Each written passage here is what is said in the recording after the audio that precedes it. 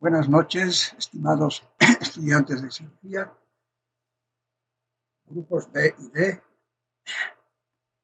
Vamos a continuar con la segunda parte de la evaluación nutricional y metabólica.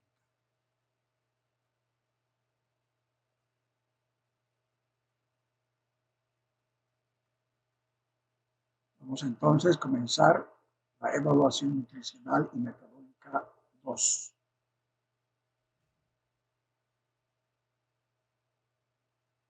Estamos en albúmina, albúmina sérica. ¿Qué es la albúmina? Es una proteína formada por 610 aminoácidos organizados en una cadena peptídica simple, doblada sobre sí misma en varias capas y con un peso molecular de 66.248.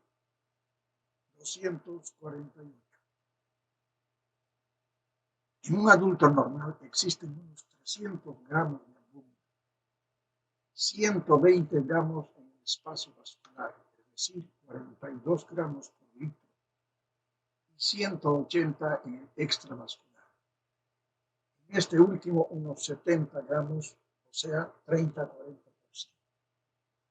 Se localizan en la piel y el resto está distribuida en bajas concentraciones a través de los músculos y las vísceras. La albúmina sérica representa la mayor fracción proteica del plasma, 42 gramos por litro, de un total de 70 gramos por litro. Su sitio de síntesis es el hígado. En el hígado se forman 12 gramos por día. Una cantidad igual es degradada, la mitad en el hígado y la otra mitad es excretada al intestino delgado.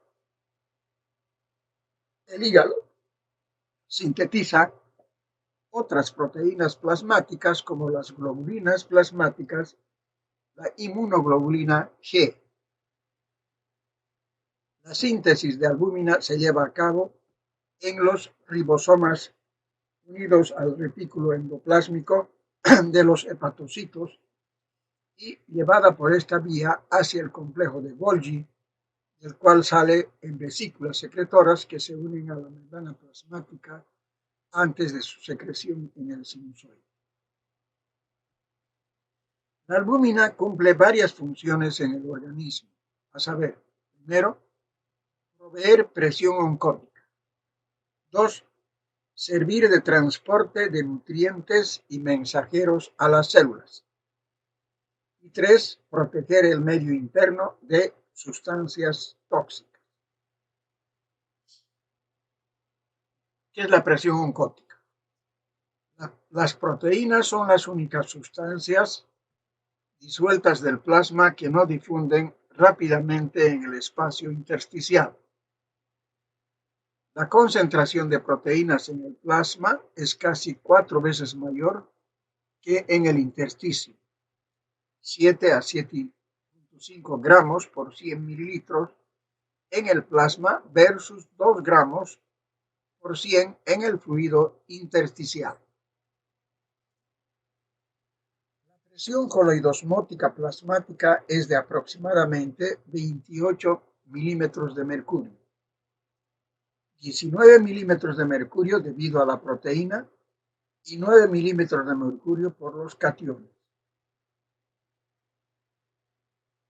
A pesar que 28 milímetros de mercurio es un bajo porcentaje de la presión osmótica total, su importancia en el mantenimiento de volúmenes es definitiva.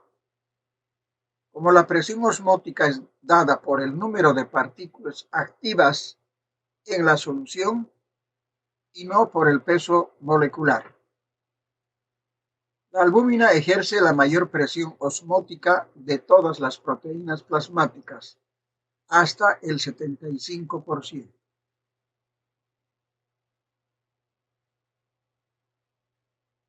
Aquí tenemos entonces la presión de la albúmina, que está presente como 4.5 gramos, la presión coloidosmótica corresponde a 21.8. Otras proteínas son las globulinas. Normal existe 2.5 gramos y la presión coloidosmótica es de 6. El fibrinógeno es de 0,3 y la presión es de 0,2. Total, entonces, de estas proteínas plasmáticas es de 7.3 y la presión coloidosmótica total es de 28 milímetros de mercurio.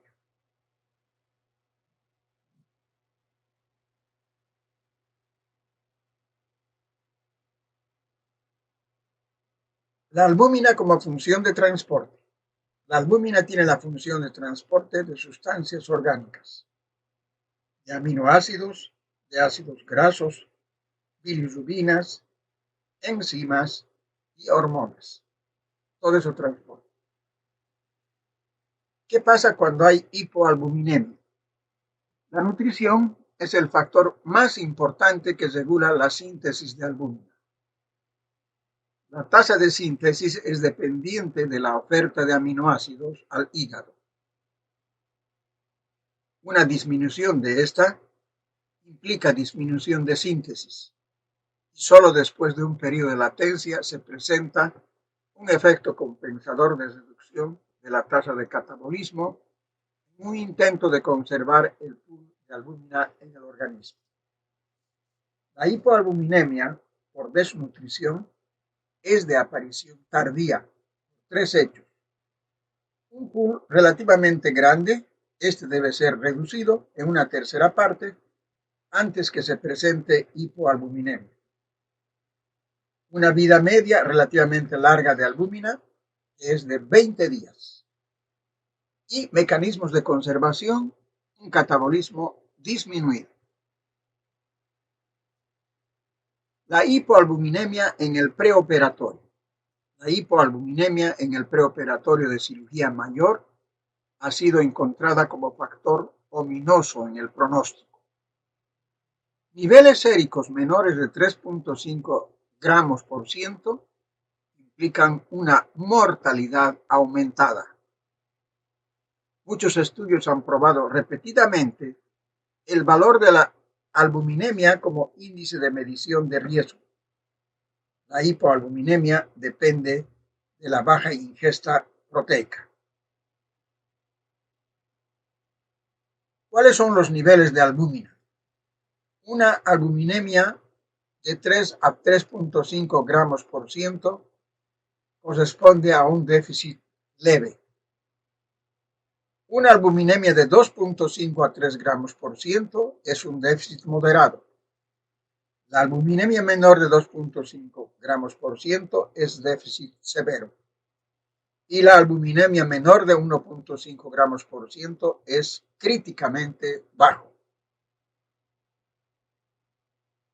Las principales consecuencias de la hipoalbuminemia son entonces edema, hipocalcemia, aumento de la fracción libre de drogas, es decir, de los salicilatos, penicilina, de los ácidos grasos y la bilirrubina.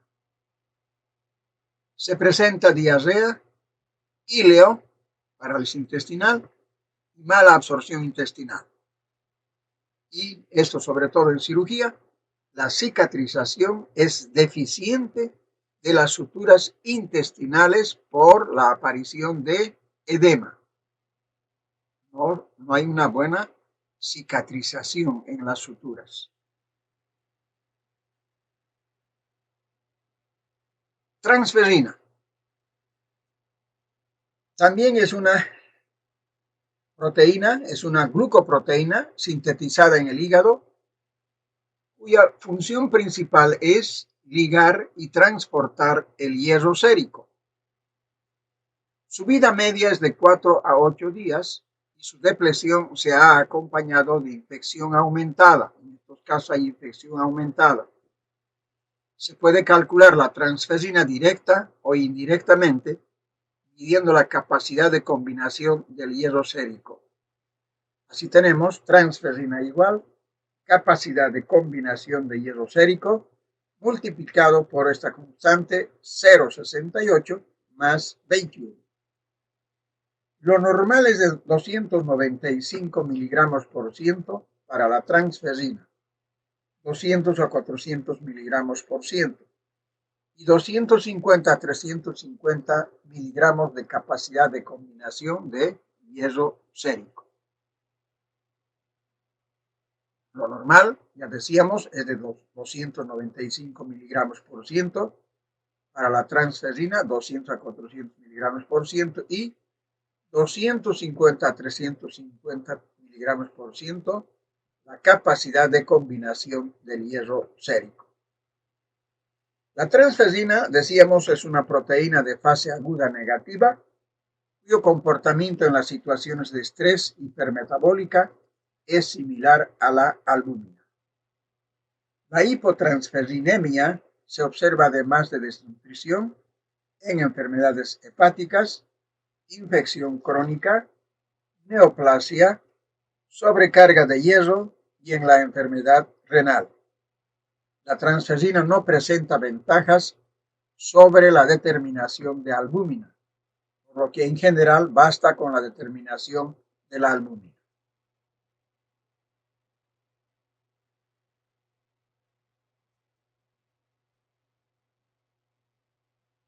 Prealbúmina y proteína fijadora de retinol. La prealbúmina transporta 1/3 de la tiroxina sérica, la proteína fijadora de retinol, la cual a su vez transporta a la vitamina A. Ambas son indicadores sensibles de la restricción proteica y calórica, en especial la proteína fijadora de retinol. Esta sensibilidad parece debida a dos factores. Uno, la biosíntesis por el hígado, el cual reacciona prontamente a la deficiencia proteica. Y dos, la corta vida media de estas dos proteínas, a la prealbúmina y a la proteína fijadora del retinol. La vida media de la prealbúmina es de 2.5 a 3 días y de 12 horas para la proteína fijadora de retinol. Concentraciones menores de 10 miligramos por ciento para prealbúmina y de 3 microgramos son indicativos de depleción proteica. Ambas proteínas detectan depleción proteica en forma más rápida que la albúmina. La prealbúmina aumenta con la administración de corticoides. Se recomienda medir una de las dos en forma rutinaria al inicio del soporte nutricional y durante el curso de este. Entonces, el valor nominal sérico de la prealbúmina normal es de 20 a 50 y de la proteína fijadora de retinol es de 3 a 6 microgramos por ciento.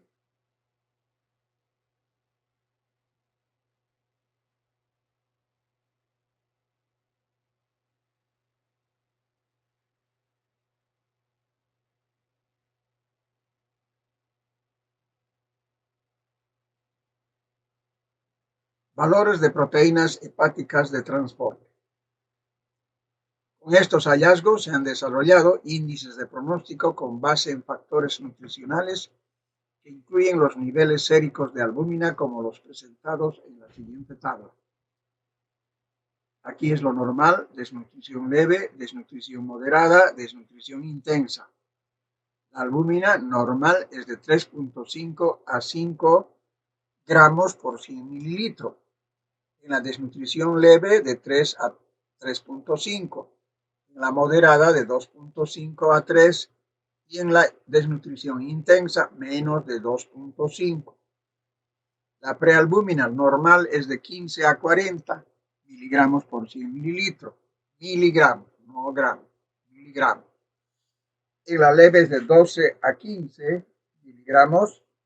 Desnutrición moderada de 10 a 12 y en la desnutrición intensa menos de 10. La transferrina normal es de 200 a 250 miligramos por 100 mililitros. En la desnutrición leve es de 160 a 200. En la moderada es de 120 a 160 y en la desnutrición intensa es menos 120. La proteína fijadora del retinol normal es de 3 a 6 la desnutrición leve de 2.5 a 3, la moderada es de 2 a 2.5 y la desnutrición intensa es de -2. Índices pronóstico en pacientes quirúrgicos basados en factores nutricionales. El IPN quiere decir el índice pronóstico nutricional.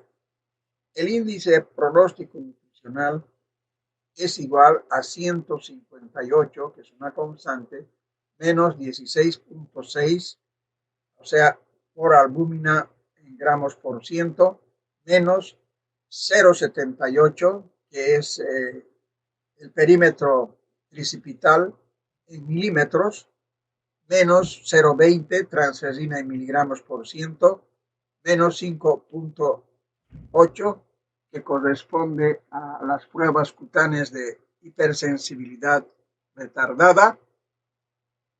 El alto riesgo, cuando hay índice pronóstico nutricional que es mayor a 50%, alto riesgo. Riesgo intermedio, 40 a 49%, y bajo riesgo del IPN cuando es menos de 40%. Hay otro índice que es el índice pronóstico.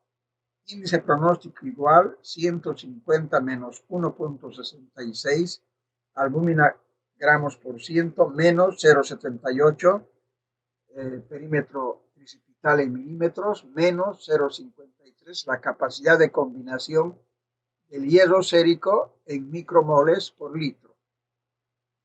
Entonces, aquí tenemos entonces las pruebas cutáneas de hipersensibilidad retardada. Anergia es igual a 0, parcial es igual a 1 y normal es 2. Balance nitrogenado. El balance de nitrógeno evalúa el equilibrio entre la degradación proteica y la reposición exógena. En un individuo normal, el balance debe ser 0, o sea, la ingesta está en equilibrio con la excreción. En ayuno, el balance de nitrógeno es negativo. En desnutrición, embarazo y crecimiento se debe lograr un balance positivo. La excreción urinaria de nitrógeno y el grado de estrés. El grado de catabolismo, normal, leve, moderado y severo. El nitrógeno ureico urinario por 24 horas y el porcentaje de aumento del gasto metabólico en reposo. Lo normal, el nitrógeno ureico urinario es de menos 5 gramos durante las 24 horas. Y el aumento del gasto metabólico en reposo es 0. Cuando hay un grado de catabolismo leve, se produce un nitrógeno ureico urinario de 5 a 10 gramos por 24 horas y el aumento del gasto metabólico en reposo es de 0 a 20. El grado de catabolismo moderado es de 10 a 15 gramos por 24 horas y el porcentaje de aumento del gasto metabólico en reposo es de 20 a 50%. El moderado es de 10 a 15, 20 a 50 y el severo es más 15 gramos por 24 horas y el porcentaje de aumento del gasto metabólico en reposo es más 50.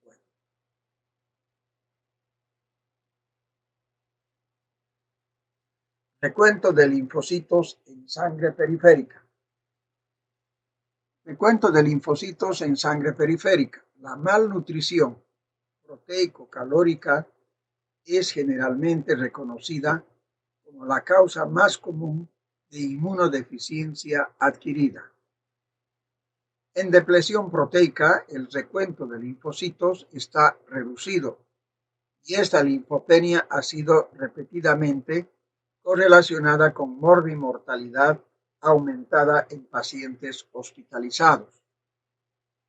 El recuento total de linfocitos se calcula multiplicando los glóbulos blancos por el diferencial para linfocitos. Vamos a ver en esta tabla. Linfocitos normal es de 1500 por milímetro cúbico. Repito, linfocitos normales de 1500 por milímetro cúbico. Cuando hay una desnutrición leve, los linfocitos fluctúan entre 1200 a 1500 por milímetro cúbico.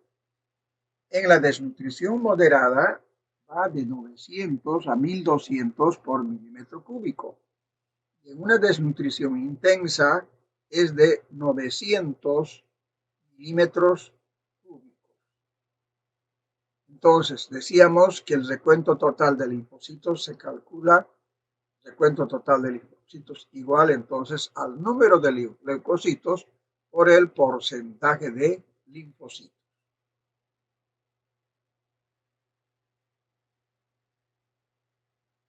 Antígenos cutáneos. Los antígenos cutáneos evalúan la respuesta de hipersensibilidad retardada, dependiente de la respuesta inmunológica específica mediada por células que están relacionadas principalmente con la resistencia adquirida a los microorganismos, particularmente en los casos de parasitismo intracelular, el rechazo a los trasplantes y la vigilancia inmunológica. La prueba de hipersensibilidad retardada se practica inyectando en forma intradérmica en la cara anterior del antebrazo 5 antígenos. PD, el de la tuberculosis, antígeno de parotiditis, candidina, micopitina, streptokinasa y streptodornasa, en dosis de 0,1 mililitro de cada una de ellas.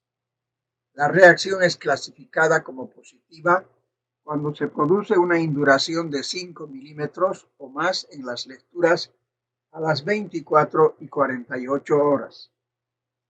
Las pruebas de hipersensibilidad retardada son un buen índice para identificar los pacientes quirúrgicos con alto riesgo de desarrollar sepsis o infección en el postoperatorio.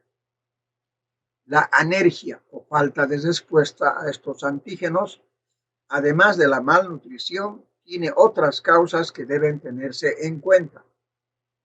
Edad temprana o avanzada, cáncer, tumores dependientes de las células, responsables de la inmunidad celular, cirugía, trauma, anestesia, pérdida de sangre, irradiación, quimioterapia y estado de uremia.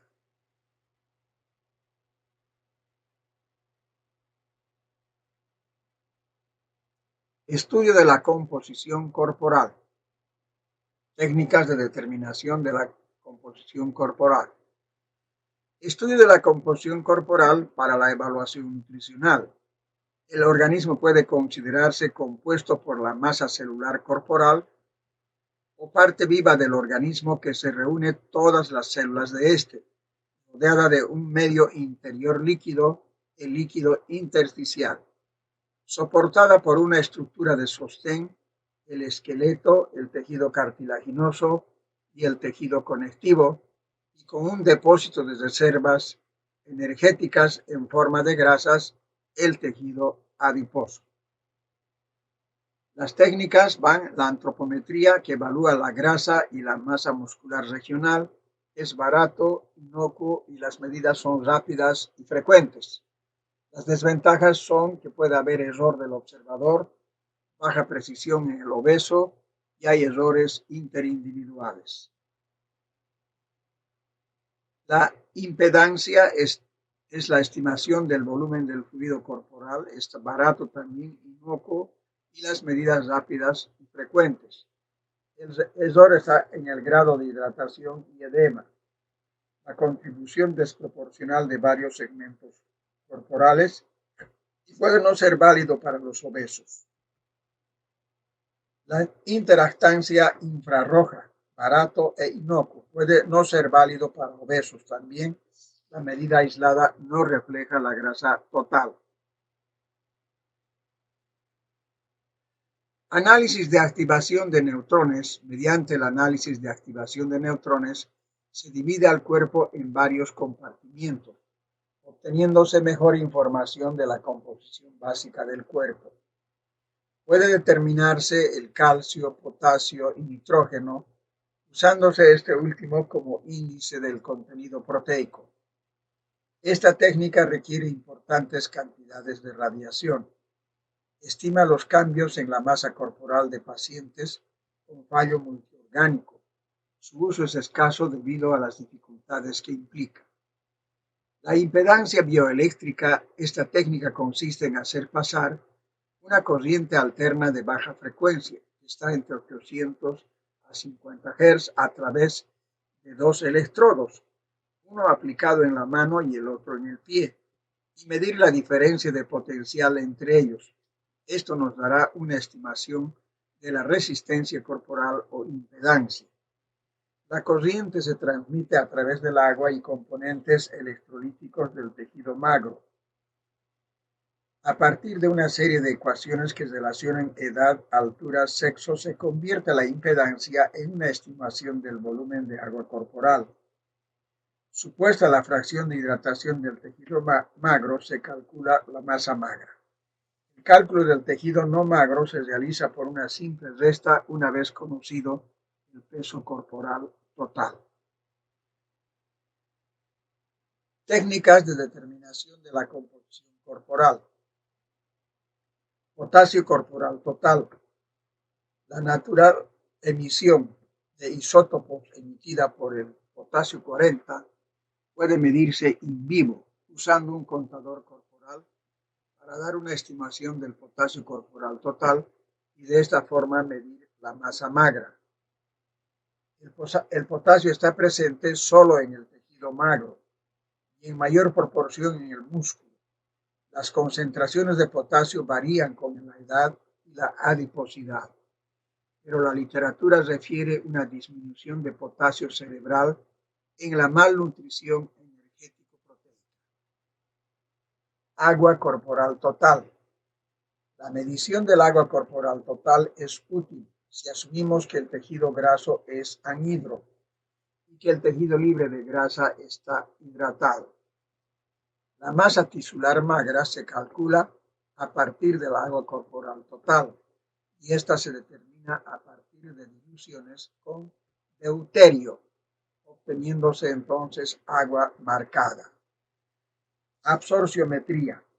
Se basa en asumir que el contenido mineral óseo es directamente proporcional a la cantidad de energía absorbida en forma de fotones. Determina directamente el contenido mineral del hueso en gramos por centímetro cuadrado y cuantifica el componente graso y el no graso. Esta técnica permitiría medir los tres compartimientos del organismo: el tejido graso, magro y componente óseo, con escaso margen de error. La tomografía axial computarizada es un método radiográfico que permite determinar la composición corporal a nivel tisular. Proporciona imágenes radiológicas diferentes en función de la densidad física de los tejidos. Permite establecer de manera muy correcta la diferencia de densidad de un corte tisular a un nivel determinado. Este método presenta un coste excesivo y una gran exposición.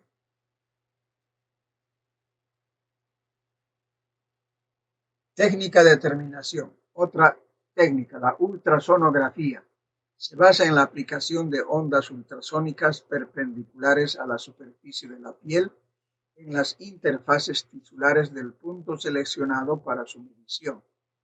Las ondas invaden el organismo y en función de las propiedades acústicas de los distintos tejidos, reflejan un eco que es captado por una pantalla de un osciloscopio.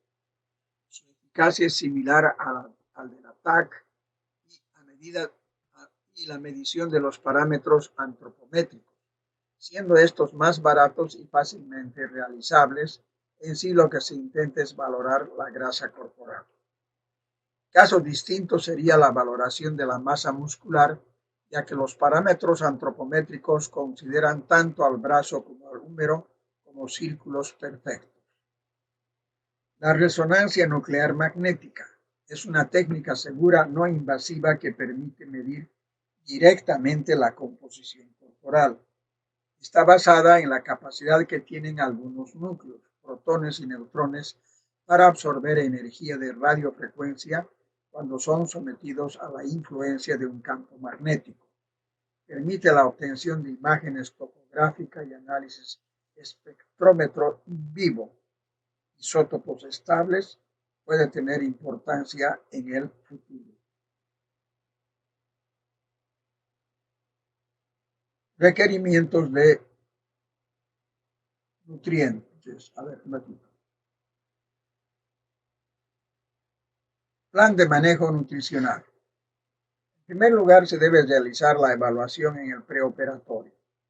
Los pacientes desnutridos que serán sometidos a una cirugía electiva deben recibir un apoyo nutricional por no menos de 7 a 10 días, siempre y cuando ello tenga razonables expectativas de efectividad.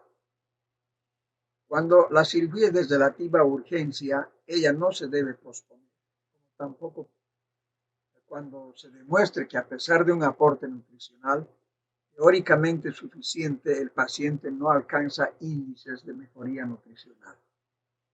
En estos casos es muy importante evaluar el balance nitrogenado, de tal manera que si éste continúa siendo negativo como consecuencia de su enfermedad de base, ejemplo, abscesos intraabdominales o colitis ulcerada grave, el apoyo nutricional no mejorará su condición y más aún empeorará si no se resuelve la causa. El apoyo nutricional en el preoperatorio de pacientes desnutridos ha demostrado reducir los riesgos de complicaciones postoperatorias, pero no ocurre en pacientes con buen estado nutricional. En el postoperatorio, los pacientes desnutridos deben mantenerse en apoyo nutricional y los pacientes bien nutridos, este debe plantearse cuando no puedan realimentarse por un periodo mayor a 7 días.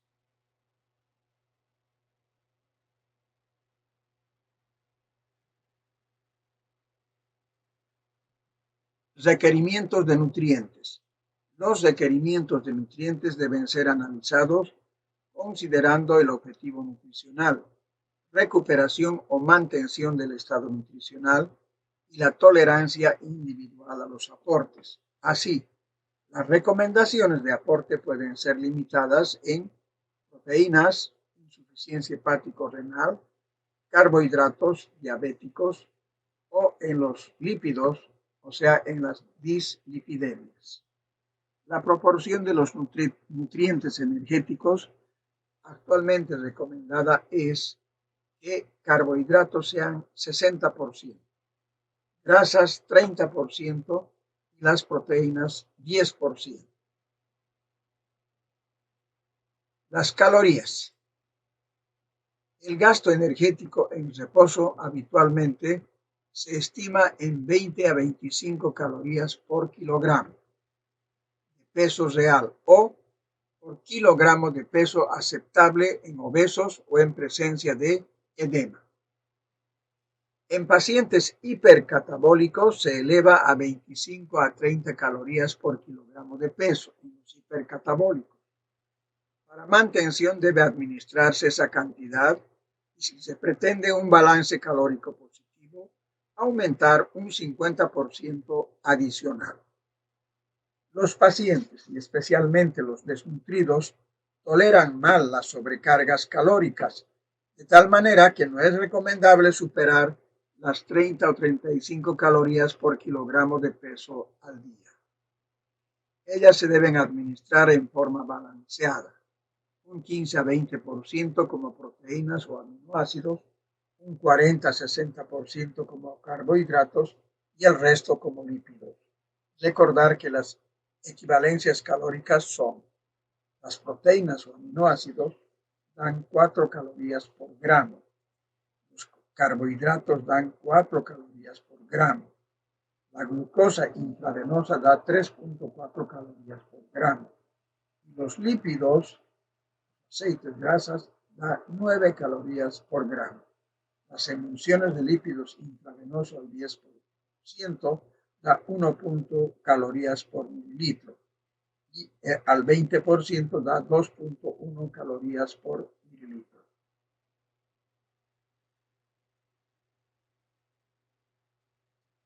Proteínas o aminoácidos.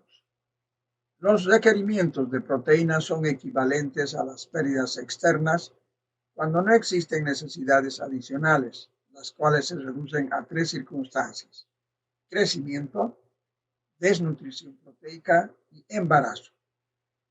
El cálculo de las pérdidas de proteínas o su equivalente en nitrógeno requiere tener en consideración 3 factores: el balance de nitrógeno, la calidad proteica y la digestibilidad proteica.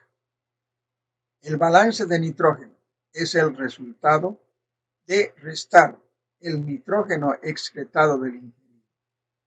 En un individuo normal es 0, manteniéndose así la masa proteica orgánica sin cambio. En el balance negativo de nitrógeno, la masa proteica se desgasta con el deterioro consiguiente de las funciones vitales. El balance positivo se debe lograr en desnutrición proteica, crecimiento y embarazo. En todas las demás circunstancias se debe mantener el balance de nitrógeno en 0. Como una aproximación inicial puede ser recomendable un aporte de 1 a 1.5 gramos por kilogramo de peso al día. Los pacientes hipercatabólicos tienen mayores pérdidas nitrogenadas y deben administrarse cantidades suficientes para lograr un balance nitrogenado equilibrado. En los desnutridos se debe tratar de lograr un balance positivo de más 4 a más 8 gramos por día. Esto equivale a un incremento de 240 a 320 gramos de masa magra al día.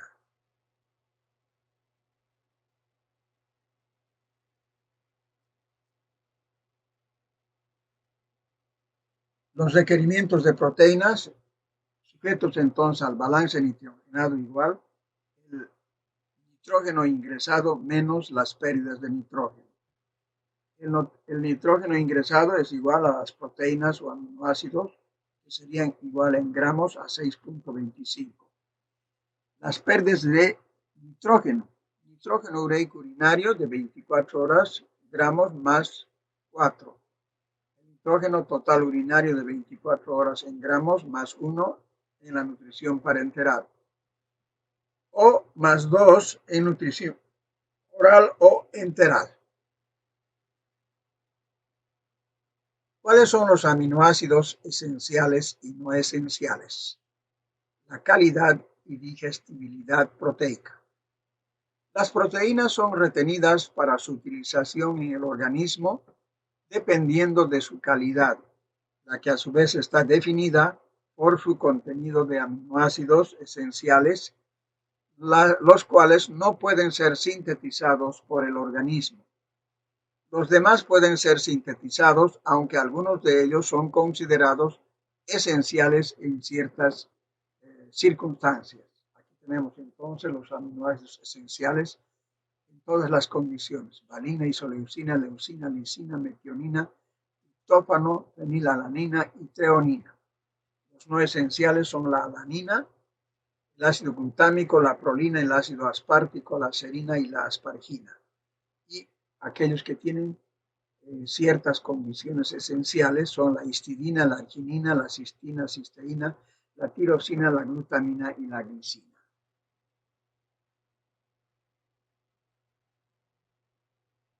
Los requerimientos de los aminoácidos esenciales. La proporción suministrada de aminoácidos esenciales por no esenciales debe variar si se trata de un individuo eutrófico o desnutrido. En el desnutrido, la cantidad de aminoácidos esenciales debe corresponder al 45% del total. Esto equivale 2 a 5 veces las cantidades de aminoácidos esenciales requeridos para mantenimiento. En la siguiente tabla de los aminoácidos esenciales para mantenimiento según las recomendaciones del Comité de la FAO, la OMS y la ONU. La histidina, 8 a 12 miligramos por kilogramo por día. La isoleucina, 10 miligramos por kilogramo por día. La leucina, 14. La lisina, 12. La metionina más la cistina, 13. La fenilalanina más la tirosina, 14. La treonina, 7. El triptófano, 3.5. Y la valina, 10. En el cálculo de los requerimientos proteicos en individuos sanos. Primero, la digestibilidad proteica es la proporción de una proteína que normalmente es absorbida por el tracto gastrointestinal. De aquí deriva el término utilización proteica neta, UPN, que es la relación entre nitrógeno retenido por ingerido.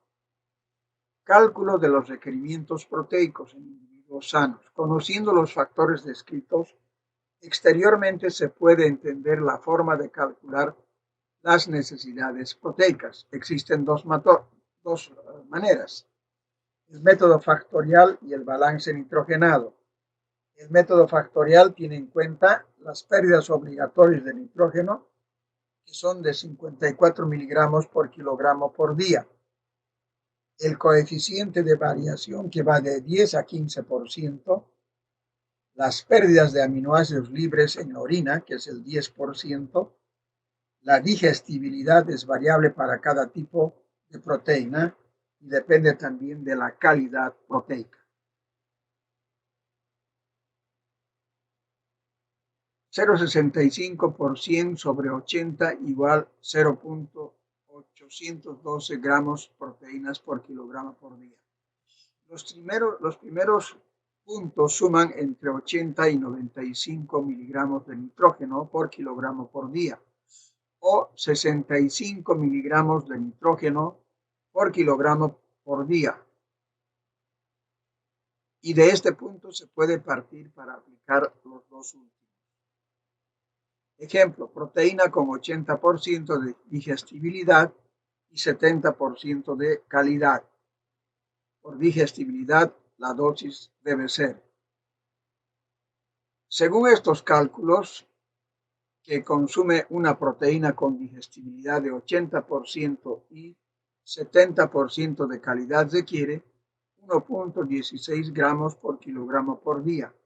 Empleando el balance nitrogenado, la cantidad de proteínas requeridas se calcula así: requerimiento proteico gramos por día igual nitrógeno ureico en gramos más 4 por esta constante 6,25. Aquí tenemos entonces los requerimientos proteicos en los individuos sanos. Los adultos, 0,75 gramos por kilogramo por día. En el embarazo, de 0,75 gramos por kilogramo por día, igual que el adulto varón, pero aquí se agrega más 30 gramos por día en el embarazo, más 30 gramos por día. Los niños se calcula así: 0,25 a 0,5 años, 1.9 gramos por kilogramo por día. De 0,5 a 0,75 años, 1.7 gramos por kilogramo día. De 0,75 a 1 año, 1.5 gramos por kilogramo día. 1 a 1.5 años, 1.3 gramos por kilogramo por día.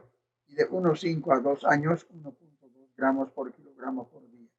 De 2 a 4 años, 1.1 gramos por kilogramo por día. Y de 5 a 16 años, 1 gramo por kilogramo por día. Ya en el adulto va a ser entonces menos de 1 gramo, va a ser 0,75 gramos por kilogramo por día en el hombre y en la mujer. Solo en la embarazada hay que aumentar más 30 gramos por día. Minerales y vitaminas. Los aportes de electrolitos deben adecuarse a las necesidades individuales con una apropiada monitorización. Las fórmulas de nutrición enteral tienen cantidades suficientes de estos nutrientes. Y en nutrición parenteral se debe administrar calcio, magnesio, fosfatos, oligoelementos, incluyendo zinc, vitaminas, hidro y liposolubles. Algunos pacientes requieren suplementos adicionales de vitaminas hidrosolubles, además de potasio, magnesio, fósforo y zinc, por pérdidas aumentadas o en la fase de recuperación nutricional. Vías de nutrición: oral, enteral o parenteral. Las vías para el apoyo nutricional dependen de la función gastrointestinal. Si el paciente puede ingerir por vía oral un 70% de las recomendaciones, se debe optimizar esa vía con suplementos orales, ADN, Ensure, Enterex y otros. Si ello no es suficiente, se indica nutrición enteral por sonda de 8 a 12 French instalada en estómago, duodeno o yeyuno con comprobación radioscópica. La ubicación del extremo distal postpilórica es indispensable en pacientes con riesgo de aspiración bronquial y a nivel de yeyuno en caso de pancreatitis aguda. La nutrición parenteral puede hacerse como suplementos de algunos nutrientes o puede ser una nutrición completa por vía periférica o central, catéter en vena cava superior. La vía periférica se puede usar sin necesidad de catéteres centrales en pacientes sin grandes demandas nutricionales, sin restricción de volumen y cuando se supone que el apoyo intravenoso se necesitará por no más de 10 días. En caso contrario, el paciente deberá recibir una nutrición parenteral central. Sigamos con lo mismo. Es muy importante reconocer las ventajas de la nutrición oral e enteral sobre la parenteral. No solo tienen menores costos, sino también tienen un efecto sobre el tracto digestivo y su función de barrera y sobre el sistema inmunocompetente. Por ello, siempre debe preferirse el uno de la vía oral o enteral y si ella es insuficiente, agregar suplementos o nutrición endovenosa completa. Las técnicas son complementarias, se pueden usar simultáneamente o en tiempo sucesivo. En el preoperatorio se usa con mayor frecuencia la vía digestiva, pero puede ser aconsejable indicar suplementos orales o incluso intravenosos si el paciente es sometido a estudios y procedimientos que impidan una alimentación aceptable. En el posoperatorio, el apoyo parenteral se puede mantener, pero también es posible realizar nutrición enteral, más aún si se ha realizado una yeyunostomía de alimentación. Esta cirugía adicional es muy conveniente cuando el cirujano estima que el paciente va a requerir de un apoyo nutricional prolongado. La desnutrición como un desorden de la composición corporal del paciente. El cuerpo humano puede verse como la suma de dos grandes compartimientos, uno graso y magro y otro visceral. Sigamos. El componente graso concentra el 85% de la grasa corporal y representa del 10 al 30% del peso corporal dependiendo del sexo. Cabe esperar que las mujeres presenten un mayor porcentaje de grasa corporal que los hombres. El compartimiento magro quiere decir flaco, ¿no? Representa tal vez el compartimiento hístico más importante de la economía porque concentra la proteína corporal, el sustrato estructural de los tejidos activos metabólicamente. La proteína hística se distribuye a su vez en dos compartimentos, uno somático y otro visceral. El compartimiento somático está constituido por el tejido muscular esquelético, es decir, diafragma y corazón incluidos. Y aunque le corresponde el 30% del peso corporal del paciente, representa el componente principal de los tejidos metabólicamente activos. El 75% del tejido muscular esquelético se concentra en brazos y piernas. Por su parte, el compartimiento visceral está constituido por las vísceras del tracto gastrointestinal y los sistemas celulares como la médula ósea y el tejido linfoide, asociado al tubo digestivo, entre otros tejidos. La unión de los compartimientos somático y visceral origina la masa celular corporal. Se debe hacer notar que el 75% del compartimiento magro está constituido por el agua corporal total.